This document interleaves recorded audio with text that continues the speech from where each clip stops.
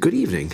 All right. Daf Yomi for the month is sponsored by Mr. Moshe and Susie Feder, Le'ili Nishmas, Mrs. Feder's father. Simcha Ari ben Yosef Tzvi, Zichron Levrachos Yortzeit was on the 17th of ER. Daf Yomi for the week is sponsored by Mr. Yehuda Greenwood and Mr. Jeffrey Wald in honor of Mr. My Father's, the 80th birthday. They should be of Gesund Stark on May of Esther. And Daf Yomi for the week is sponsored by Rabbi Aaron and Evelyn Kislasi, leading Mr. Rabbi Aaron's father. Shmuel ben Yaakov, Zichron Levrachos Yortzeit is on the 13th of Sivan, and Daf Yomi for the week is sponsored by my father in honor of his friends, Yehuda Greenwood and Jeff Wald, and the rest of the Kihla. We are amidst the conversation, trying to figure out exactly how Shevuos HaDayanim works. And we had mentioned the severe consequences, and we're going to go through them again. We'll go through them in a little bit more detail in a moment. The severe consequences, how seriously we take this oath. Everybody should make sure not to take this oath lightly. It is unforgivable. It hurts the entire world, not just the person who is involved. We take it very seriously. Then the last thing we said is, Im Amar Eini Nishba, if somebody says, I refuse to take an oath, so then Potrino, so miyad, we'll get him out of basin immediately. We don't want him to change his mind, go back on and say, okay, I'll take it. Just, okay, it's it. You're not swearing. You're gone. You're out. V'im amar hareini nishba, if he says, I am going to swear, saha omdim sham omrim zelazeh, then everybody who's there says to each other, suru name'a ole anashim harishim ha'ela. Let's separate ourselves from the tents of these wicked people. So you're going to see that that the person who makes somebody take an oath and somebody who has to swear, we don't like that. So we're saying this is not a good thing that we wound up getting into a situation where the only resolution is to force people to take oaths. So, when we take the oath, we say to him,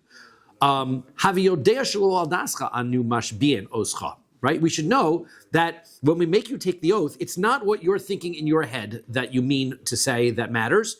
It's based on what Hashem thinks and what Beis Din thinks. We find similarly when Moshe Rabbeinu was swearing Kahal Yisrael to keep the Torah, and he said to them, it's not based on what you're thinking it means to accept the Torah. It's right, it's based on Hashem and my opinion. I'm not making this deal with you by yourselves. Everybody who is here with us. So that would only apply to those people who were there at Har Sinai, that the rules, that the swearing in ceremony of keeping the Torah, becoming Jewish, only apply to people at Har Sinai. How do I know future generations and also people who would later convert? How do I know that they're included in this oath? And also those that are not with us today are included in this oath. Okay, so now that means they only have accepted upon themselves in this oath that Moshe Rabbeinu swears them to. They've only accepted those things that were mitzvos that were given at Har Sinai. Mitzvos hasidos lis chadesh. What about mitzvos that would come later? They weren't Har Sinai. They're derabbanans. Could go Mikra Megillah. Like, for example, the mitzvah to read the Megillah. How do we know that people were swearing into that? Minayin, Talmud Lomar, Kimu v'kiblu, it says in the Megillah, they got up and they accepted. Kimu, Masha kiblu kvar, they reestablished their commitment of their acceptance of what they had accepted before. So therefore, the Jewish people re-accepted at Purim time all of the mitzvos, and therefore all the mitzvos d'oraisa and d'rabbanan are included, and everybody was there and everybody was not there. Now, my afhi bilashona nemra. What does that mean when we say that you can say it in any language, right? So we said that you could take the oath yesterday. We said you could take the oath in any language. So kiditzanan, it's like we said in a Mishnah. Elu nemar b'chol. These are the things that you're allowed to say. They don't have to be said in Hebrew. You can say these things in any language. Parshas sota, right? The lady who's doing the sota, you can say it in whatever language she understands. Vidui maser, the confession. When there's a 6-year cycle, 7-year cycle, Shemitah cycle, years 1, year 2, and year 3, you do a cycle of Meiser Rishon, and then Meiser Sheni, and then Meiser Ani, and then you do it again, Meiser Sheni, Meiser Ani. So every 3 years you get this cycle of mini cycles of 3 years within the cycle of 7. At the end of that 3rd year, you go to the Beis Din, you go to the Kohen, and you make a declaration that I have no tithes in my possession. I've given everything away. I've done everything properly. That confession can be done in any language. Kriya Shema, you could say Kriya Shema in any language and be able to say Kriya Shema, right? Utfila, also davening Shemona Esrei. You can daven Shemona Esrei in any language you need to. Ubirkas Hamazon, and benching, you could do it in any language. Ushvuos ha'edus. Also, the oath of testimony, right? Somebody could say, I make you swear that you have testimony, and he could swear that in any language. Ushvuos pikadon, the oath of what do you call it? The deposit. Thank you. Can't think of the words. Security, right? That's what we were calling it. The ka'amar nami Shevuos hadayanin. So, and what else you're going to say? It means Shevuos hadayanin. Af hi b'lashon nimra. So that could be said in any language. All those are the ones that could be said in any language. Amar mar. So now, what's we said? Amrina lo haviyodea shekolam kulo nizdazeya. Let's go back over the things that we said happened. We tell them, at first, we say to him, the whole world shook when we received the Torah. And they received the second commandment. Don't take Hashem's name in vain. My taima. So what is the reason why that happened? If it's because it was at Har Sinai and everything was shaking at Har Sinai, Aser Dibros Nami is Yohiv. Well, then why is that of the Aser Dibros singled out? All of the Aser Dibros then would be under that category. Ella mishum dechamira. This of the commandments, not to swear, not take Hashem's name in vain, is more severe. So, maich umichamira, is it more severe? The second commandment is more severe than all the others. But that's not. We learned in the Mishnah, Eluhein kolos. This is the lenient level Mishnah averos. Ase velos ase. Any positive command, regular positive commandments and negative commandments. Chutz milos ase chamuros. Chutz milos lo sisa, except for lo sisa. Don't take Hashem's name in vain. That's the only one that's not. It's a regular lo ase, but it's not a light one. But the chamuros, the ones that are more severe, is zukrisos umisos based in. Those are all the ones that you get kares or misa for. Okay, so those are more severe. Velotisa, and lotisa is in that category. Lotisa imahen. Now, if lotisa is in that category, it's not more severe than all of the others. It's just more severe than others in its category, but it is as severe as many other averos, right? Adultery, murder, those are as severe as those. Ella kedigitani time. It's like we learned the reason. V'chol avero shebetorah nemar behen v'nakeh. It's like we said, the next part of that Bryce is said, right? Every place else in the Torah it says that you can do tshuva and you can get a repentance for if you do the wrong thing. V'kan nemar lo yinakeh. But when it comes to taking Hashem's name in vain, cannot get an atonement for it. V'chol avero shebetorah lo nemar behen lo yinakeh. What are you talking about? You mean never says that you can't get a repentant, you can't get forgiven for other mitzvos? Pasuk says, "V'nakeh lo yinakeh." Right, when it talks about the Gid Gil Minos Hashem Kel Rachel V'Chan, it says "V'nakeh lo yinakeh." The next word, you can get a repentance or not. So that means other mitzvos you don't. So the answer is Ahumi Bailich Rabbi Elazar. That pasuk is needed for what Rabbi Elazar says. Dil Tanya, we learn a brayso. Rabbi Elazar says, "Iav shel lomar v'nakeh shekvar namar lo yinakeh." You can't tell by reading that pasuk whether you get an atonement for crimes or not, for averos or not. It says, oh, you get an atonement, but then it says you don't get an atonement. Then it says you don't get an atonement, but it says you do get an atonement. So how do you understand it? So ha-ketzad, menakehu l'shavim v'eno menake l'she'no shavim. Hashem gives an atonement to those who do tshuva, but not to those who don't do tshuva. So that's with all the other averos. However, when it comes to this avera, even if you do tshuva, nothing doing. You can't go. That's how serious not taking Hashem's name in vain is, swearing falsely with the Sefer Torah. It's very severe. There's no kapara, like with tshuva. So it sounds like that's it, and we're going to get worse because we said it's going to be immediate. We said all other averos you get punished. This one, you and your family get punished. Right? What do you mean? Other averos, your family doesn't get punished? The pasuk says, right? Pasuk says that I faced off against the one who did averos against me and against and their family. Right? These are all in the curses. No, it's not the curses. These are the people who do the molech avera. People who do the avera to molech. So if you do the avera molech, then not only do you get punished, but your family does. So it means there are averas that your family gets punished for as well as you, not just taking Hashem's name in vain. V'tanya, we learned in a brayso, Rabbi Shimon, why would your family get punished? He did the avera. Why would your family get punished? Lo marlach, to tell you, ein l'cha mishpacha sheyesh ba moches she'ena kula mochsin, because you don't have any family where people are doing this idolatry, or this is tax collector. Really, moches is a tax collector. You don't have a family where the main profession of the household is tax collectors. The whole family is tax collectors. Why is that? Because they encourage him, right? Go, Dad. Bring home the money, right? We all happy. We're happy about it. We're all wearing the nice clothes. We're all living the life, right? So nobody seems to be very upset about this, the illegal practices or the bad practices that the father is doing. Therefore, the whole family can get punished. V'sheyesh ba listim and there's no situation where, let's say, the guy's a robber. She'ein kula listim, the whole family is robbers, right? They're living the life. Mipnei shemechapin olav, because they support him, right? They're telling him, we're good. Essentially, we're happy that we're well taken care of, and it doesn't bother us so much. Hasam. Okay, so what's the difference between those averos that your family gets punished and this oath? The answer is Hasam bedina achrina, hacha bedina didei. This, there's they get a different punishment. Your family gets a lighter punishment. When it comes to the oath, if you swear an oath, then the family gets the same punishment as the sinner. More, just as severe. Very significant punishment to the family. That's the difference.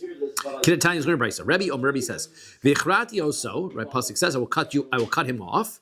Ma Talmud Lomar, what does that mean to tell me? Lefi Shnamar v'samti ani es panai, that Hashem says, I will place my face against you, Yachol kol hamishpacha kula behi kares. You might think that Hashem is coming after everybody in the family. Everybody's going to get kares, just like the guy who does this avodah zarah for Molech. Talmud Lomar, the word says, Oso behi kares, only he gets kares, v'lo kol hamishpacha kula behi kares. They get punished, but they don't get kares. Right? It's a lighter punishment. V'chol aver shebatorah nifra mimenu v'kan mimenu umikolam kolo. The next thing about this swearing falsely is that not only do you get punished, the whole world gets punished. Right? It's bad for the whole world. Get punished over what if one person doesn't. Great question. So we're going to do it in a second. What do you mean? That's different? All averos. If one person does the avera, everybody gets punished. Right?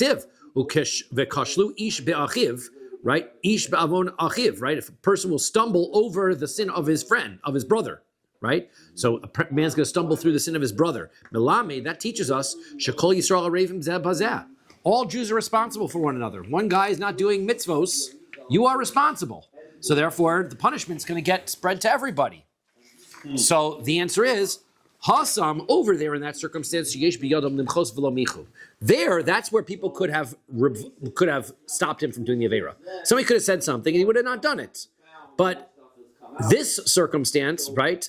So if they couldn't have done anything to stop him from doing it, right? My wife had said, for example, she had a non-religious family member at a funeral, and right after the funeral, they're going to go out to eat at a restaurant, whatever. It's like, I don't know, some non-Jewish custom and whatever. But they were Jewish. But she said, "What am I supposed to have to tell them not to?"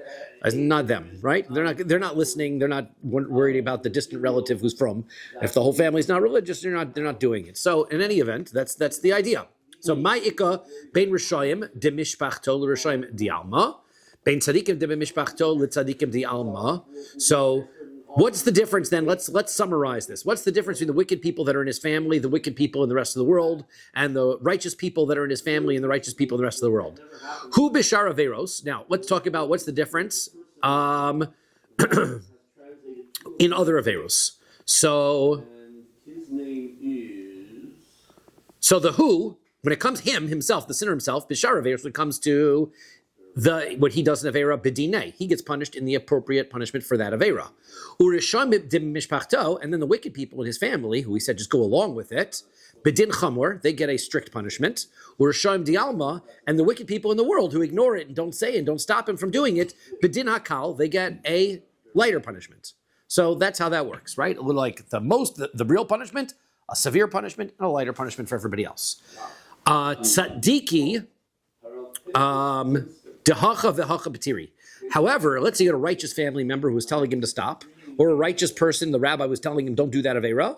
So then they don't get punished for that, right? As long as you tried your best to stop him, so then then you didn't do anything wrong. That's what it comes to other averas.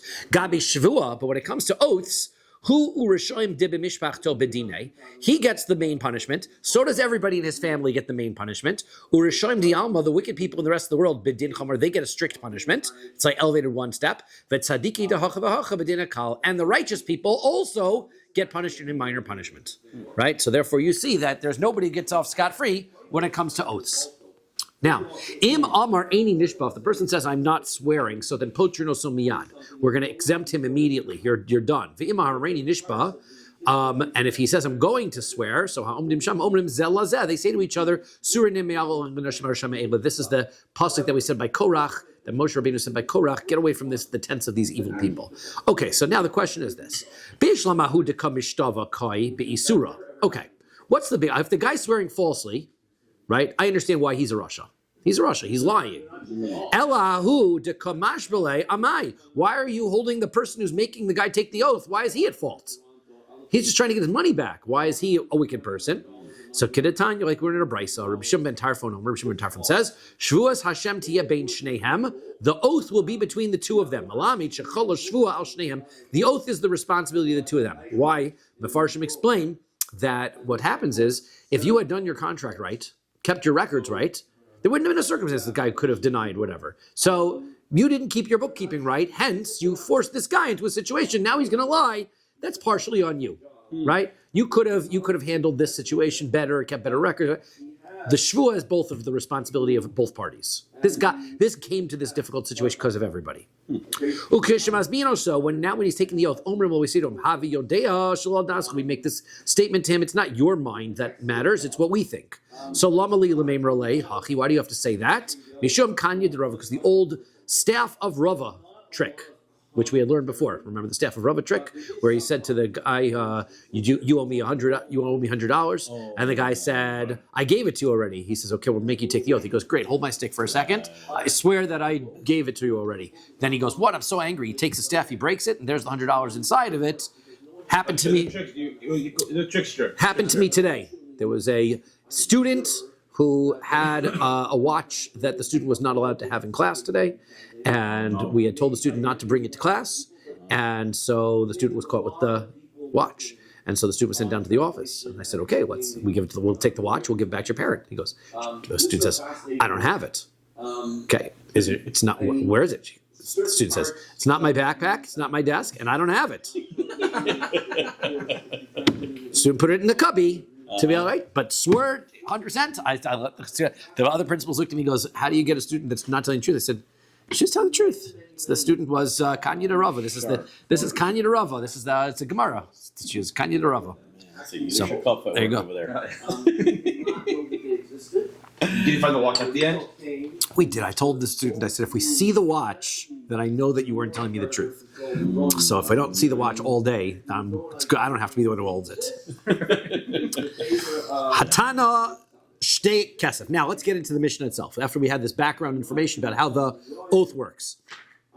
The Tana, one person makes the claim, you owe me 2 silver pieces. Amar Rav says, Kfiras Tana Shtei Kesef. The Rav learns that the amount that you deny, right, the difference, the delta between what has been requested and what is being accepted has to be 2 silver pieces. That's the minimum value. Shmuel says, Taina atzba shtei kesef. No. The claim has to be a value of 2 silver pieces. Okay? Even if, no matter what the guy admits to, if the claim is, you owe me 2 silver pieces, and the guy says, I owe you 1, that's fine, because the original claim was 2 silver pieces. According to Rav, no, if you're going to admit to 1, then the original claim has to be 3. Because you need the delta to be 2 silver pieces. Okay, that's the difference between them. Okay. Amar Rava says, Daika masnisin kavasi de Rav. If you take a look, our Mishnah looks like Rav is correct. The Kroi kavasi de Shmuel Daika, and the Psukim sound like Shmuel is correct. Let's go through and see how so. So masnisin kavasi de Rav. Again, Rav is the one who holds that you need to have a delta, the amount of the discrepancy between the two has to be 2 silver pieces. Okay? So you read the Mishnah, the Rav, Dikatani, it says, Hatano shtei kasef. The claim was 2 silver pieces, ve'hahoda, and then the other person admits to a shava pruta, to the equivalent of a pruta. Now, ve'ilu kfiras tana pruta loktani. It doesn't say that he has to deny a pruta, right? So what he's saying is, there's 2 requirements. The original claim has to be at least 2 silver pieces, and the denial has to have some value, a pruta value. However, what's also true is that the original claim has to be 2 silver pieces. It's not what the delta is that matters. I'm sorry, it's not the original claim that matters, it's the delta there that matters. It's not nami. We have another Mishnah that says that as well. Hahoda bepruta, if you admit to a pruta. V'ilukfira bepruta lokatani. It doesn't say that the delta, the amount that you are denying, the difference between the claim and the amount that you're admitting has to be a pruta, because that would not be sufficient. the difference between what you've been requested to pay and what you admit has to be 2 silver pieces.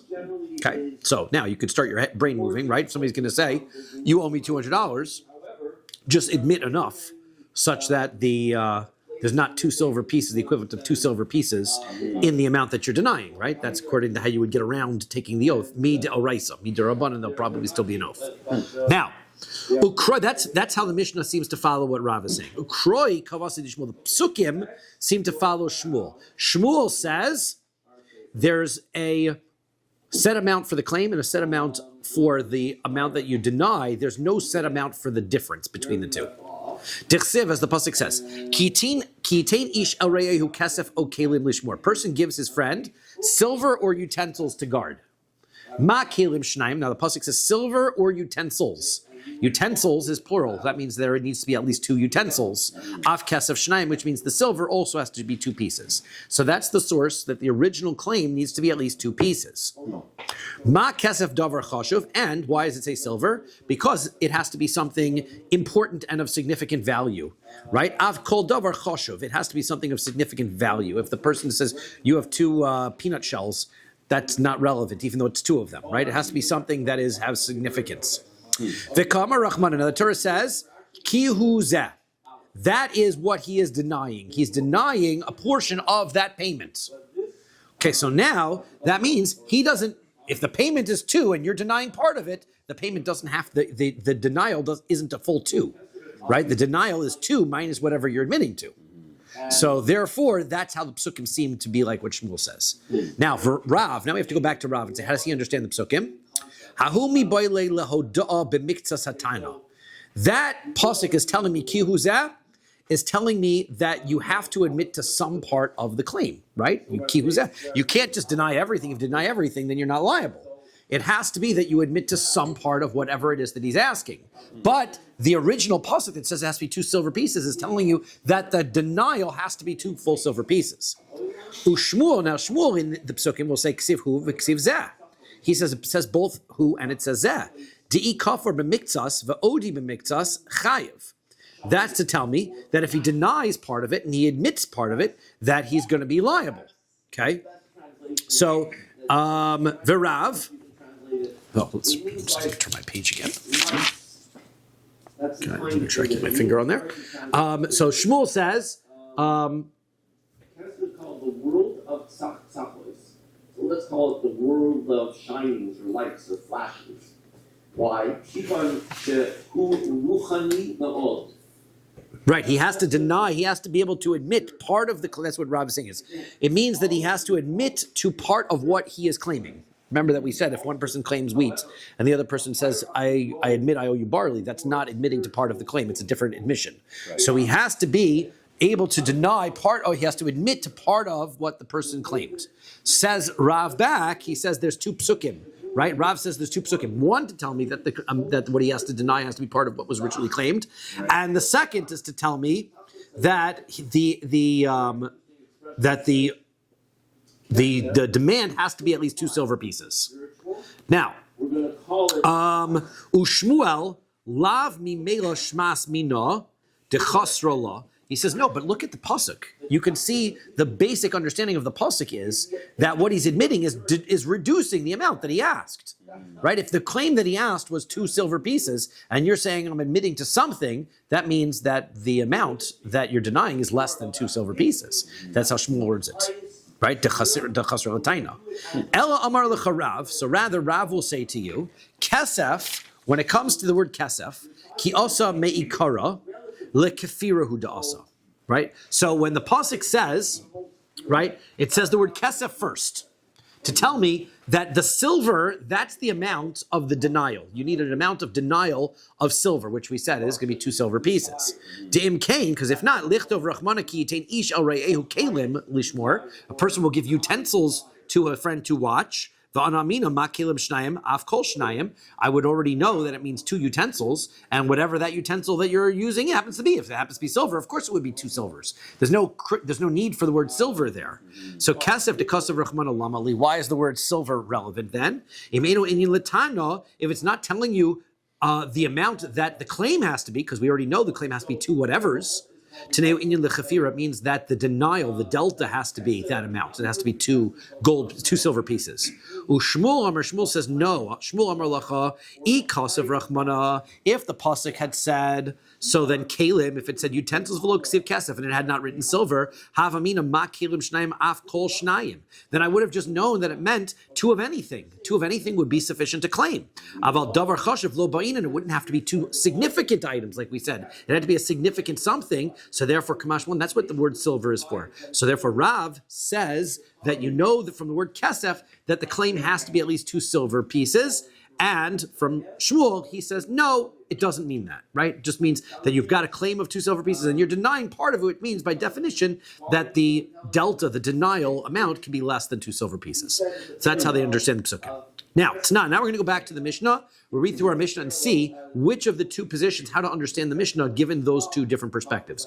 Does the denial have to be a full two kesef amount? So Tanan, we learned in the Mishnah, Shtei kesef yeshli biyadcha, a person said, 2 pieces of silver of mine are in your possession.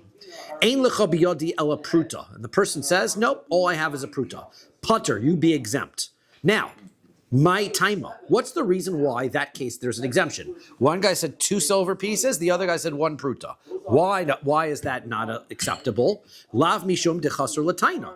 Isn't that what Rav says? That it's because the denial is less than 2 pieces of silver. It was 2 pieces of silver. You said a pruta. That means my denial is 2 pieces of silver minus a pruta. It means that my denial is no good. But to you to the Shmuel, and that would refute Shmuel's position. Amar lecha Shmuel. So Shmuel will say back to you, Mi savart shava ktani, davka ktani. He says, no, that's not what's going on here. We're not talking about one person makes the claim of a monetary claim of the equivalent of 2 silver pieces, and the other person responds with a monetary claim of the equivalent of 1 pruta. One person said, you owe me 2 silver, and the other said, I will give you 1 copper.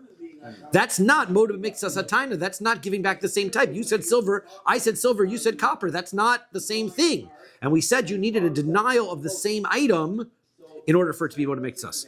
Ma shetanu lo hodelo, ma shehodelo lo tanu. What he just requested was silver, and you just admitted copper. So what you just admitted is not what he requested. So therefore, that's why he's exempt.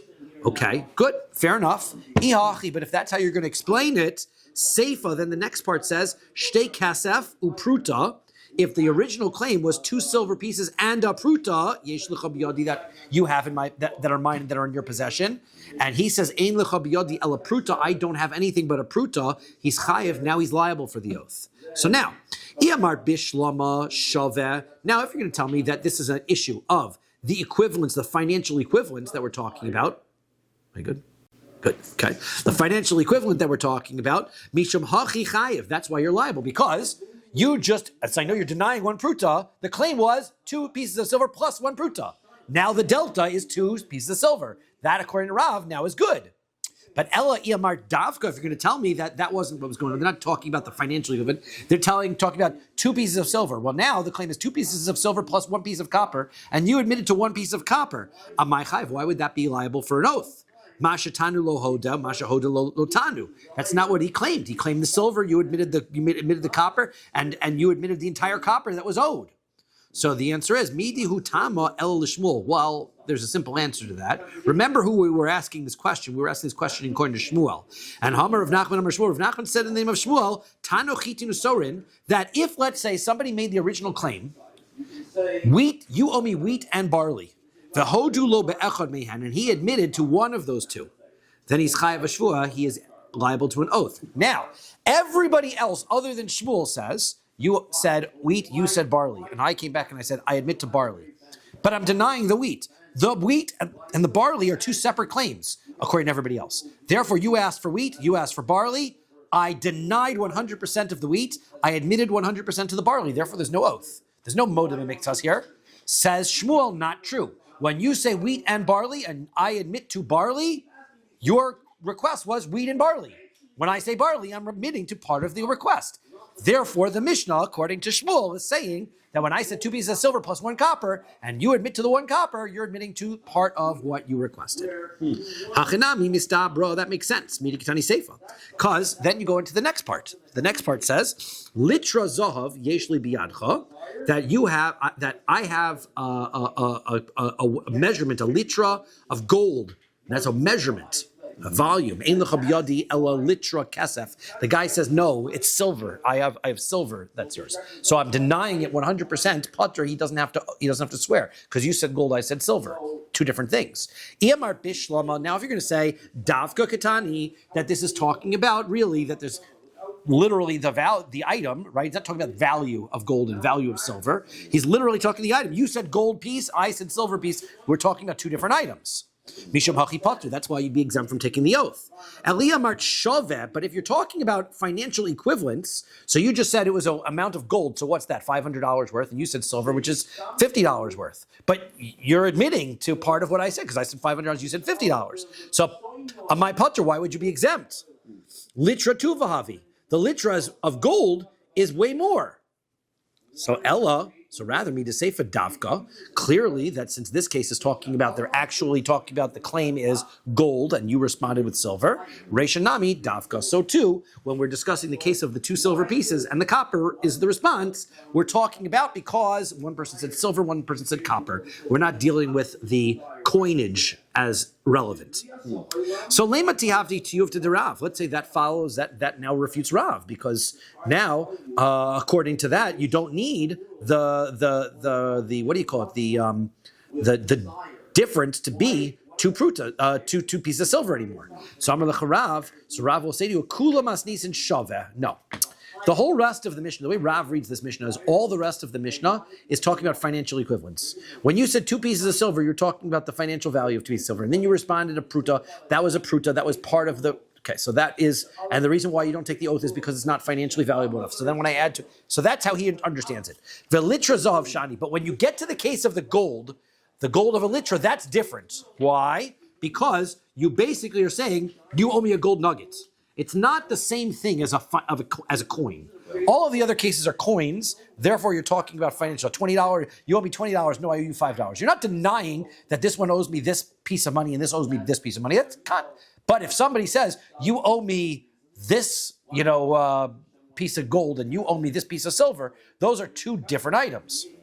Teda, you should know that. Why? De katani seifa, because when it talks about the end, later on, the next case, it says, Dinar zahav yeshli biyadcha, you have a gold dinar of mine in your possession. Ein lecha biyadi ela dinar kesef, the person says, no, I only have a silver dinar in my possession. Utrisis, upundion, upruta, and also these other coins, the trisis coin or the pundion coin and the pruta, chayev, he's liable. Why? Shakol min matbea achas heim, because they're all one currency. So that's clearly the issue. So, amart bishlama shaveh, if you're telling me that it's all because of currency, so then mishum hachi chayev, that makes sense why there's an oath. Because one person said gold, the other person said silver, but it's all currency. Eliyamar dafka, but if you're telling me that the issue is, it's literally, he said it was gold, he said it was silver, so then amai chayev, why are you liable to an oath? One said one thing, one said another thing. So Amar Rabbi Elazar says, B'shetano b'dinar matbaos.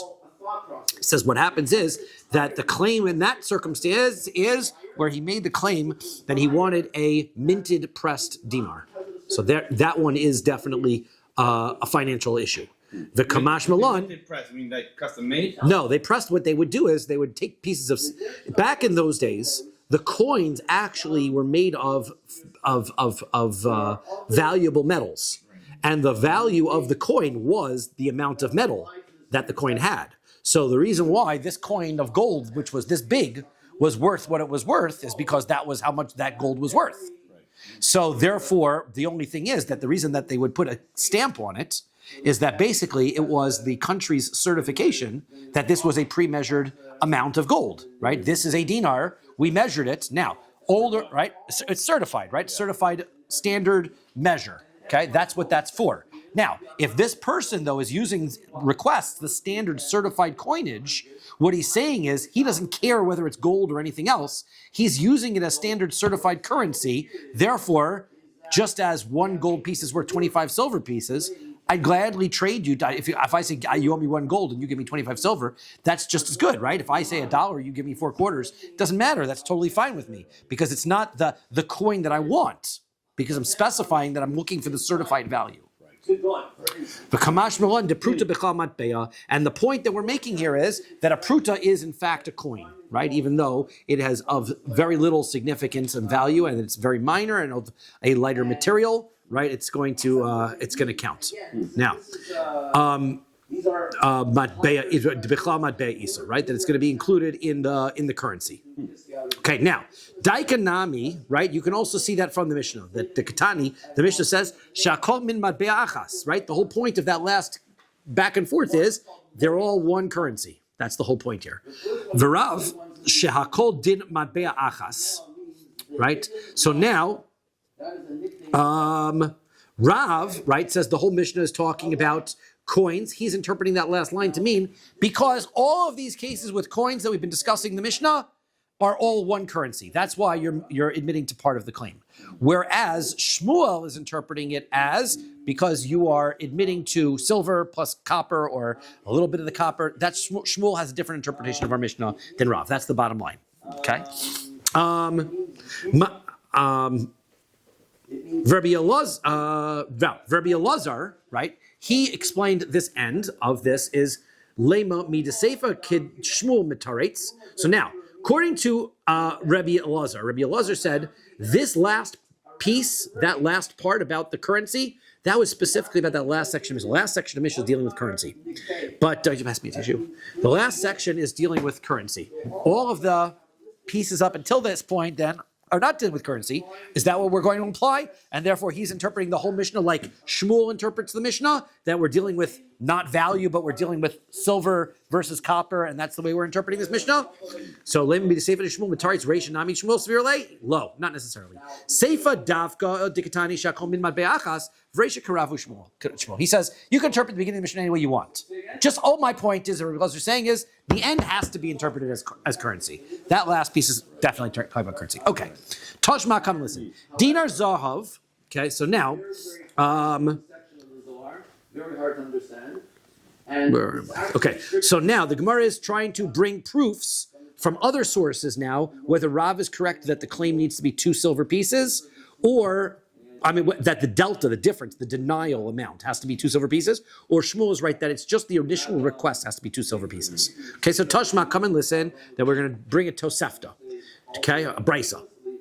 Dinar Zohav Zohuv li biyadcha. You've got a golden coin, right? And it's coin, like a really stamped coin, that's mine in your possession. And he says, Ein lecha biyadi ela dinar kesef. No, I only have a silver piece. Chayev, you are liable. Now, Taima Damar le Zohav Zohov. Why is he liable? Because he made that statement. It's a gold coin, right? He made a point that it was a gold coin. Hastama Shaveh. That means that if he would have said it he wouldn't have made that statement. So then what he would have meant is that all 10 of the other shears. In brackets, he would have just been making the claim that it is gold that he's seeking, right? So therefore,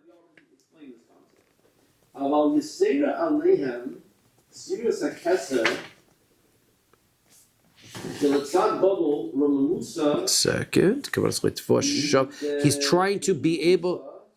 There's a stam. Timer. So the first That's because he said that, but Shava Kummer. Otherwise, he'd be explaining that he's asking for the value of the gold. That's what he's asking for. He's asking for the value of the gold. So therefore, the understanding of the Mishnah should be that whenever we made a claim of silver, or we made a claim of gold, we're making a claim for the value of those items, not the actual items themselves. And that supports Rav's interpretation, because that was Rav's point, is that when you say 2 pieces of silver versus the pruta, we're evaluating the value difference between the two. And the reason why you're not liable in the case where you say 2 pieces of silver and the other person says pruta is because you don't have enough value difference between the claim and the denial, right? So therefore, that's why you don't make the oath. So that's his claim. Amar Rav Ashi says, Hachikamar. No, this is all it means. Ha'omer dinar zohav ka'omer dinar zohav zohav domi. No, it doesn't mean that. It could mean that when somebody says, I want my dinar zohav, is the same thing as asking for a gold coin. He means currency. So therefore, there's no proof from here whether the statement, whether you're normally, when you just ask for gold, you mean the value of the gold or you mean the currency of the gold. Tani Rabbi Chia l'siyua l'Rav. So now Rabbi Chia brings a brisa which supports Rav, that there needs to be a 2 kesef, 2 silver difference between the claim and the denial. Sela li biyadcha. You owe me a sela. Okay, that's the amount of coin. And he says back to him, Ein lecha biyadi ela sela chaser beis kasef. He says, no, I owe you the sela, but I owe you sela minus 2 silver. So basically the denial is 2 pieces of silver, right? He's chayiv. Now he's liable. But chaser ma, but if he would have denied more than that, so that if he would have denied less than that, so then Pater he'd be exempt. So that brisa seems very clear, that you need the denial to be 2 pieces of silver. Amar of Nachman Bar Yitzchak. Rav Nachman Bar Yitzchak says, Amar Shmuel, Shmuel, lo shon el betainas malveh v'hodas loveh. This is only a circumstance where the lender is making the claim and the borrower is making the denial. Right? That's how this works. Aval tainus malveh v'hodas eid echad. But let's say the borrower was making the claim and the other person is denying it. The lender is denying, but he has one witness. So one witness comes in and says, you owe me, based on this one witness, afilu tanu el bepruta chayav. Even if the demand was only a pruta, he'd be liable to an oath. This is called Shevuos Hesis. It's a rabbinic oath, and the rabbinic oath is required as long as you have one. I'm sorry, it's not a rabbinic oath. It's a d'oraisa oath with one witness. You're going to have always going to be required to swear, no matter what the amount is. The only time you need that minimal amount, whatever Rav and Shmuel felt that minimal amount was, is if it's a motive mixus, if he's admitting part of it. This, he's denying it, but it doesn't matter. You have one witness supporting your claim. You need to take an oath. My time, what's the reason? The Pasuk says, Lo yokum eid echad beish lekol avon lekol chatos. A person cannot have one witness testify in order for him to have a sin or any sin offering. L'kol avon l'kol chatos hu de'eno kam. He can't. One witness can't make you liable to a sacrifice. Can't make you liable for any punishment in Beis Din. Aval kam hu l'shvua. But what he can do, therefore, is he can make you take an oath. Okay. V'tanya we're in a brisa. Kol makom sheshnayim mechayvin osam mamon. Any circumstance where 2 witnesses would make you have to pay money, eid echad mechayv yishvua. 1 witness is going to require you to take the oath. V'amar Rav Nachman Rav Shmuel. Rav Nachman said to Shmuel, Tanu chitin usaorin v'hodu lo be'echad mehen. Okay, this is the statement that we had from Shmuel before. One person says, you owe me wheat and barley, and he says, I owe you the wheat. Is that modem mixus? So Shmuel says, yes, he's chayiv. Amar lo Rabbi Yitzchak. Rabbi Yitzchak says, Yasher, that is great. Yasher koach. V'chein amar Rabbi Yochanan. That's what Rabbi Yochanan said that too. Now, Mikal de Polyglay Reish Lakish. Now you see, Rabbi Yochanan agreed to it. Does that mean Reish Lakish was arguing with him about it? Ikadamri mishahava shahi lei v'shasik lei.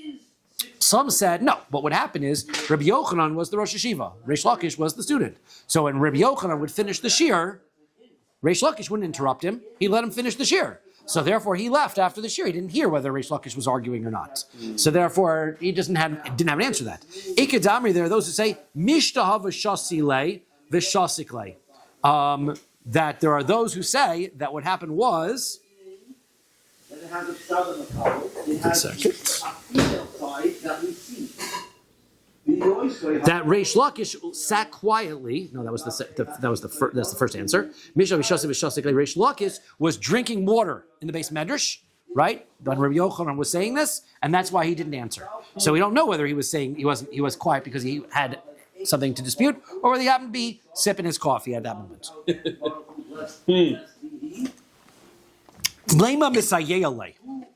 So let's say this supports this statement of Shmuel. Tano Chitin, right, says somebody makes a claim, you owe me wheat. And the guy says, I owe you barley. Pater, he's exempt. For Rabbi Gamliel says, no, that's fine. Because Rabbi Gamliel doesn't care whether you have to be motive mixus. It doesn't matter whether you claim to. So that's Rabbi Gamliel's opinion. However, Taima, the reason why you're not liable is chitin v'hodelo b'sorin, because one guy said wheat, the other guy said barley. That's 2 different things. Ha chitin u'sorin, if it would have been the case that he had asked for wheat and barley, and the hodelo be'echad, and he would have admitted to one of them, chayev, then it seems like Shmuel's correct. You would be liable for taking that oath. Lo, not true. No, it would even be true that in our Mishnah, that even if he would have said wheat and barley he would not be liable.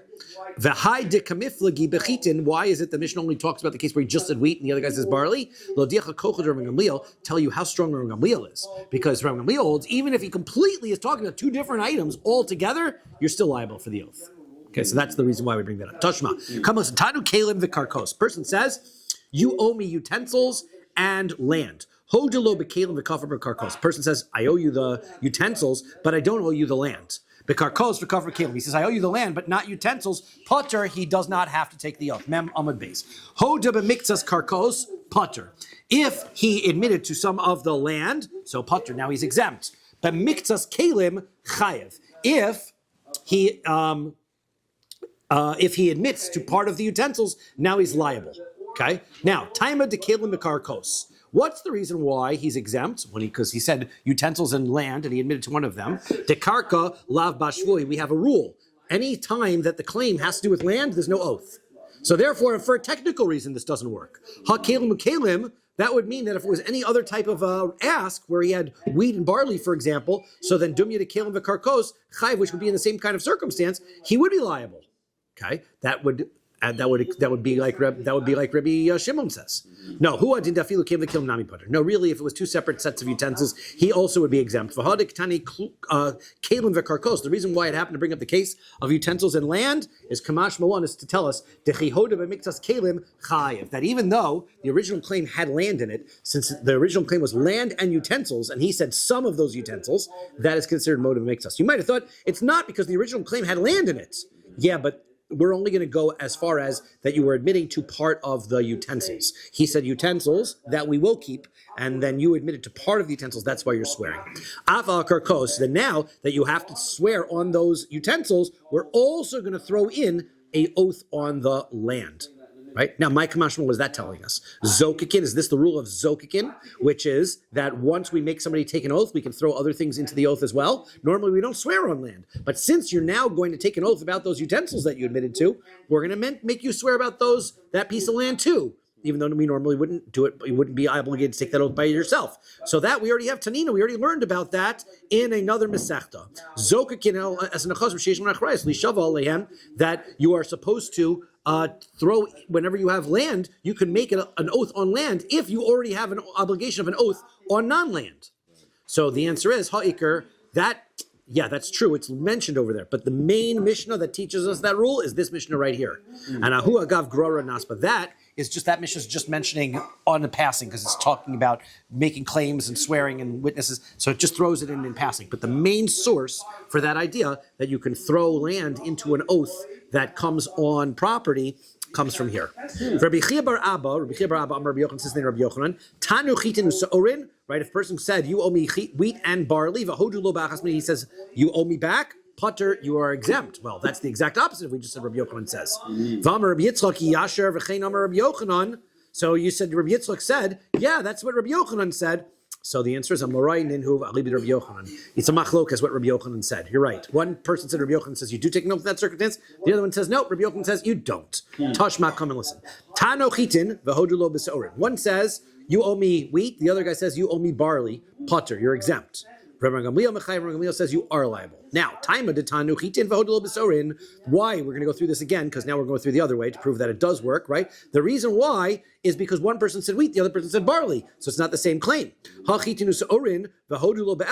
means that if he would have said, you owe me wheat and barley, and the other one would have said, I agree with you with one of those, chayev, he would be liable to take an oath. So who adin daf? No, that would prove against what we just brought right here, where we just said you're exempt. No, the answer is who adin afilu chitinu seorin nami potter. No, even if the original claim would have been wheat and barley, and you denied just the barley, our Mishnah might be saying you are exempt.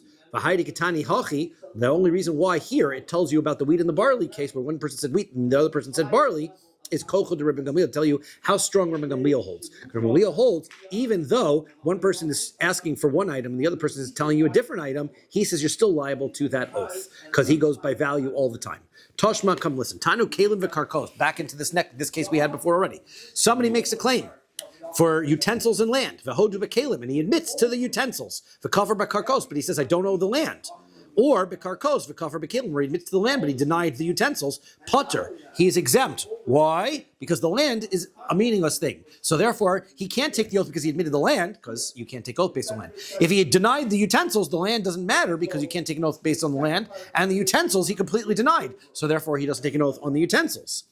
Hoda miktsas karka, Potter, if he says, I admit to part of the land, he also doesn't take an oath, because again, you're never going to take an oath because of the land. But the mixas kalim, if he says, I do owe you some of those utensils, now he's motive mixas, he's admitting to part of utensils, which he could take an oath for, he's chayiv.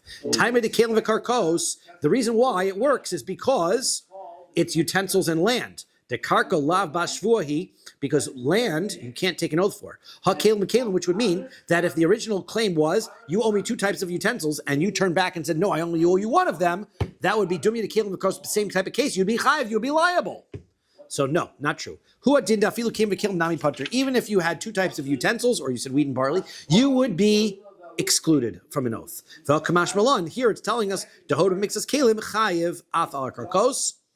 this is telling us that even though you admitted to only part of the utensils, we can make you take an oath now on the utensils and throw the land into it. So my Kamashmi said, what's the point of that statement? Zokakin, in order to teach me the rule that you can, once you have an oath that you have to take anyway, we can throw the land into it. So Tanina, we already learned that in another Gemara. So the answer is, Zok is, because as we say, Zokin is nechasim sheish nechrayas lishava le'em, that we're going to make somebody who already has to take an oath on land, even though you normally don't have to take an oath on land. So the answer is, ha-ikr, this is the main place for that. This other Gemara, that's just mentioned inside, this is the main source for it here. Ha-hi agav grora naspa. There it's only mentioned sideways, it's just on the side. Okay. Esvei Rab Abba bar Mamol Rabbi Chia bar Abba. So Rab Abba bar Mamol asked Rabbi Chia bar Abba the following question. Tano shor, one person says, you owe me an ox. V'hodu lo b'seh, and the guy said, I admit I owe you a sheep. Okay? Oxes are more expensive than sheep. Sev v'hodu lo b'shor. He says, you owe me a sheep. He says, no, I owe you an ox. Potter, you're exempt. Why? Not because it's not the same taina. Okay? Rabbi Gamliel might say you're liable. But other than that, nobody else.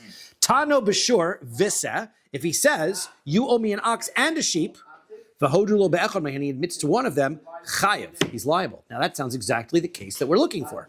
Okay? Amar le, he said, homani, Rabbi Gamliel, that's not whatever, that's Rabbi Gamliel's opinion. Rabbi Gamliel would say that you're liable even if you're not admitting to the same type of a claim. So therefore, you're trying to prove that since you said ox and sheep, and you said sheep, that's really admitting to part of the claim? Not necessarily. This could be Rabbi Gamliel's opinion, who says, even though it's not part of the claim, it's still admitting. So Rabbi Gamliel, if it was Rabbi Gamliel's opinion, afilu reisha nami, then the first case, even when you said ox and I said sheep, that would also be liable. Ella hamani. So he says, you're right. You know who this is? Admon he. This is Admon's opinion.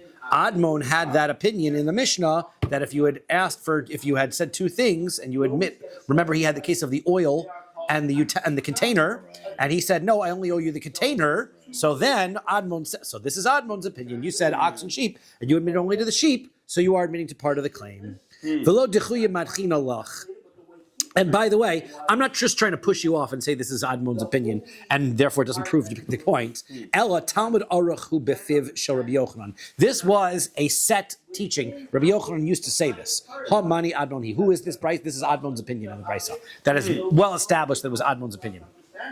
Amar Rav Anan, Amar Shmuel. Rav Anan said to Shmuel, Tano Chitin v'kodam v'hodelo b'seorim. Now, guy comes along and he says, okay, you owe me wheat, and he's about to say, and barley. The other guy jumps in and says, I owe you barley. Before, so all the guy said was, you owe me wheat, and he says, I owe you barley. Now, by admitting it, it's not motive mixus, he doesn't have to take an oath. If he would have waited a second, the guy would have said, you owe me wheat and barley, according to at least those opinions who hold he's chayev, he would have said barley, he would have been chayev. So now the guy jumped in, smart, to avoid the oath. So now, we take a look at him. Im kima arim, if the guy is playing a joke, you see the guy jumped in order to, because he's thinking quick, so then you make him take the oath. He's chayav to take the oath. Im b'miskavein, however, if that sounded like that was the intention, so then he's patur, he doesn't have to. V'amar Rav Anan Amar Shmuel. Rav Anan said to Shmuel, Ta'ano shtei machtin v'hodelo be'achas mehen. So he says, he says, I guess 2 needles, right? It's 2 needles that are in his hand, right? He says, you have 2 needles, and he says, I owe you one of them. Chayav, he's liable for that case. Lefichach, therefore, yatzu kelim lema shehin. So therefore, that tells you that two utensils, even though one utensil might not be worth a pruta, it doesn't need to be a pruta, right? If that's the whole utensil, then that's considered to be motive miktas. That's considered to be enough. Okay. Amar of Papa. Rav Papa says, Tanu kelim upruta. Person says, you owe me utensils and a pruta. V'hoda b'kelim v'kafar b'pruta. Person says, okay, I owe you the utensils, but I don't owe you the pruta. He's exempt. He's potter, right? Why? Because he didn't admit to the part of the claim. Hoda b'pruta v'kafar b'kelim. If he admits to the pruta, but he denied the utensils, he's chayiv. Now that makes no sense because chada karav v'chada kishmuel. One is going like Rav's opinion, right? And one is going like Shmuel's opinion. Chada karav. Why is one like Rav? Da'amar kfiris taina shtei kesef. One says the reason why you're going to be liable versus not liable is because the denial is only a pruta. So if the denial is only a pruta, that's why you're not liable, right? You have to be liable for 2 kesef. And then the other one is kishmuel damar tano chitinu sa'orin v'hodel ba'achas me'en chayev. Then the other one is saying you're liable because you said the 2 items and you admitted to one of them. You are liable for motive miktas because 1 out of the 2 is considered a valid claim. So that's how you interpret that statement. Mana li biyadcha. Person says you have 100 of my money in your hands. Ein lecha biyadi, and he says I have nothing putter. So now Amar Rav Nachman. Rav Nachman says umashbiano so Shevuos heses. If the guy denies the whole thing, this is where the rabbinic oath comes in. Person says money, and the guy says I don't owe you anything. Rabbinic oath.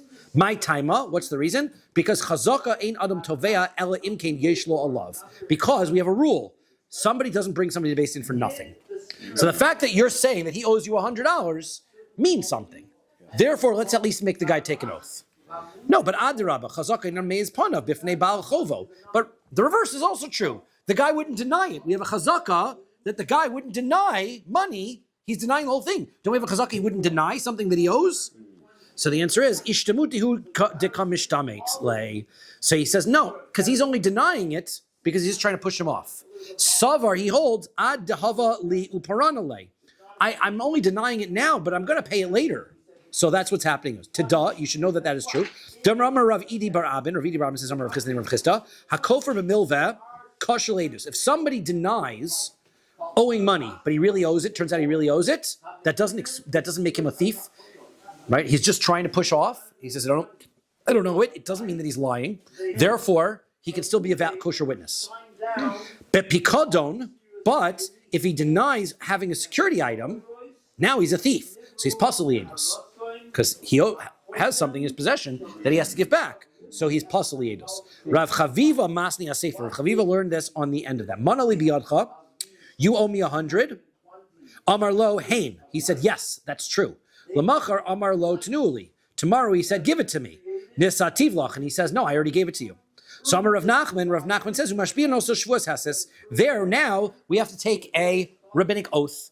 Now why? Why do you take a rabbinic oath? Because you're denying the claim. So you take a rabbinic oath. Now, man demasni aresh, the one who says that in the first case you take a rabbinic oath, so kol shekain al-seifa, then for sure in the second case you have to take an oath.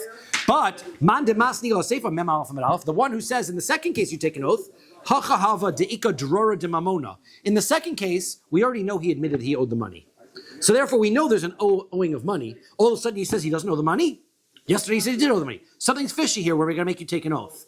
Aval bahasam, but in the first case where the guy walks into court and says you owe me money and he says no I don't, deleka drar de mamona, there's no proof that anybody owes anything. Low, then not.